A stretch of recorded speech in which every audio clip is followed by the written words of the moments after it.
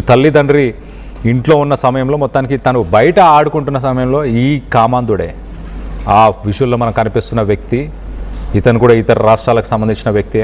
మొత్తానికైతే 6 ఏళ్ల చిన్నారికి ఇటు చాక్లెట్లు కొనిస్తాను అంటూ మొత్తానికి తన ఇంటి దగ్గర నుంచి కొంత దూరంగా తీసుకెళ్లే ప్రయత్నం చేశాడు. దానికి సంబంధించిన సీసీటీవీ ఫుటేజెస్ని వెరిఫై చేసి పోలీసులు ఈ కామాంధుడిని అయితే పట్టుకున్నారు. కానీ ఆ పాప ప్రాణాలని అప్పటికే ఆ కామాంధుడు ఆ పాపపై అఘాయిత్యం చేసి ఆమె ప్రాణాలను కూడా తీసేసినట్టు తెలుస్తుంది. మొత్తం మీద ఇలాంటి ఒక దురదృష్టవ సంఘటన అని చెప్పొచ్చు, ఒక హారిబుల్ ఇన్సిడెంట్, ఒక ట్రాజడీ ఇన్సిడెంట్.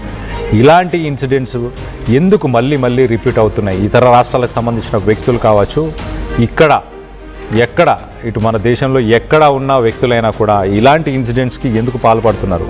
వాళ్ళకి ఇటు లా మీద అంటే లా అండ్ ఆర్డర్ మీద ఇంత కూడా భయం లేదా? ఇటు కేంద్ర ప్రభుత్వం రాష్ట్ర ప్రభుత్వాలు తీసుకుంటున్న చర్యలు కానీ, గతంలో ఇలాంటి ఇన్సిడెంట్స్ జరిగినప్పుడు వాళ్ళకి వేసిన శిక్షలు కానీ, వీటన్నిటిపైన వీళ్ళకెందుకు అవగాహన లేక ఇలాంటి ఘటనలు చోటు చేసుకుంటున్నాయా? ఒక 6 ఏళ్ల చిన్నారి పైన అఘాయిత్యం చేయడానికి అసలు మనసు ఎలా ఒప్పుద్ది? దీనికి సంబంధించి మీరేమనుకుంటున్నారు? మీ అభిప్రాయాలను కింద కామెంట్ రూపంలో తెలియపరచండి. 6 ఏళ్ల పాప పైన ఇలాంటి ఒక ఘటనకి పాల్పడడానికి ఇలాంటి ఒక ఘటనకు పాల్పడ్డ ఆ వ్యక్తిని మరి మనిషి అనాలా మృగమనాలా తెలియట్లేదు, కానీ అలాంటి వ్యక్తులకి ఎలాంటి శిక్షలు వేయాలి? ప్రజలందరికీ దీనిపైన అవగాహన ఎందుకు కలగట్లేదు? ఒక చిన్నారి 6 సంవత్సరాల చిన్నారి పైన